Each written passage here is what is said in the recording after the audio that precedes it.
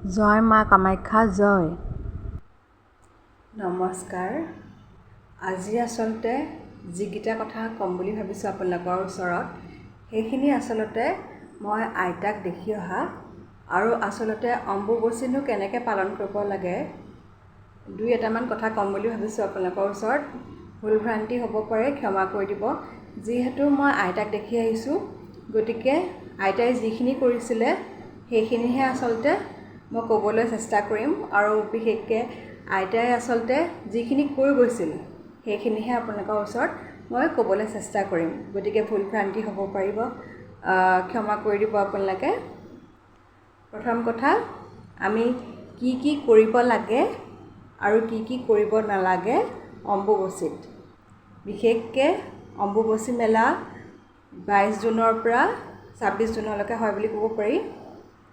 আৰু এইকেইদিনাখন আমি গছ কাটিব নালাগে, গছৰ পৰা ফল আনিব নালাগে।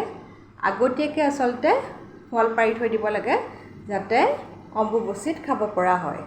আৰু সেইকেইদিন বিশেষকৈ অন্ন গ্ৰহণ কৰা নহয়। আৰু ফল মূল বুলি ক'বলৈ হ'লে আম, কঁঠাল, নাৰিকল ইত্যাদি, বিশেষকৈ 5 বিধ ফল মূল খাব লাগে বুলি কোৱা শুনিছোঁ। আৰু বিশেষকৈ কেঁচা গাখীৰ খালে আৰু ভাল বোলে। এইখিনি বিশেষকৈ মোৰ আইতাই কোৱা কথা আপোনালোকৰ লগত শ্বেয়াৰ কৰিলোঁ। যদি ভিডিঅ'টো ভাল লাগিছে প্লিজ ছাবস্ক্ৰাইব কৰি দিব। অম্বুবাচী কেইদিনাখন আমাৰ আইতাহঁতক মই দেখিছোঁ, যেতিয়া ফল মূল খায় তেতিয়া আচলতে মাটিত ভৰি থৈ নলয়, ওপৰত বিশেষকৈ বিচনাৰ ওপৰতে হওক নাইবা য'ত বহি আছে চকীৰ ওপৰতে হওক, এনেকৈ বহি পেলাই খাদ্য গ্ৰহণ কৰিছিলে। আৰু বিশেষকৈ যিহেতু চোৱা বুলি কয়, গতিকে আমি সেইকেইদিনাখন বিশেষকৈ সদবা মানুহৰ ইমান নিয়ম নাথাকে, বিধৱা মানুহৰহে নিয়ম থাকে। আমি সেইকেইদিনত যদি মানুহক খুৱাওঁ খুবেই ভাল, আৰু সেইকেইদিনত আমি যদি মানুহক দি থৈও আহোঁ সেয়া আৰু ভাল হয়। অম্বুবাচী চলি থকা সময়ত কোনো আচলতে শুভ কাম কৰা নহয়, যেনে পূজা পাতল, বিয়া বাৰু। অম্বুবাচী যেতিয়া পাৰ হৈ যায় তেতিয়াহে এই শুভ কামখিনি কৰা হয়, আমি সকলোৱে জানো।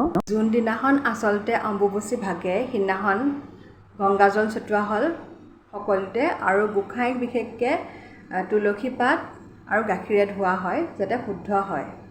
আৰু ক'বলৈ গ'লে আমাৰ আইতাই কোৱা মতে সেইকেইদিন যদি ভালকৈ পালন কৰা হয়, যোনে আচলতে পালিব পাৰে বিৰাটেই ভাল। অম্বুবাচী ভগা দিনাখন কোনোবা জ্ঞানী মানুহক খুৱাই পেলাই, জ্ঞানী মানে মই আচলতে জ্ঞান থকা মানুহৰ কথা কোৱা নাই, বিশেষকৈ পূজাৰী নাইবা সেনেকুৱা বিধৰ মানুহৰ কথাহে কৈছোঁ, তেখেতসকলক দি পেলাইহে অন্ন গ্ৰহণ কৰা হয়। অম্বুবাচী ভগাৰ দিনাখন কাপোৰ কানি ধোৱা হয়, বিশেষকৈ গোটেই ঘৰটোত গংগাজল ছটিওৱা হয়। আচলতে ঘৰটো পবিত্ৰ কৰা হয়, যিহেতু সেইকেইদিন চোৱা বুলি মনা হয়। আপোনালোকে বাৰু তেনেকুৱা কৰে নেকি? কমেণ্টত জনাবচোন দেই। ইমানেই আজি আছিলে ক'বলৈ কাৰণে। যদি কিবা কিবি ভুল ভ্ৰান্তি হৈছে ক্ষমা কৰিব। জয় মা কামাখ্যা।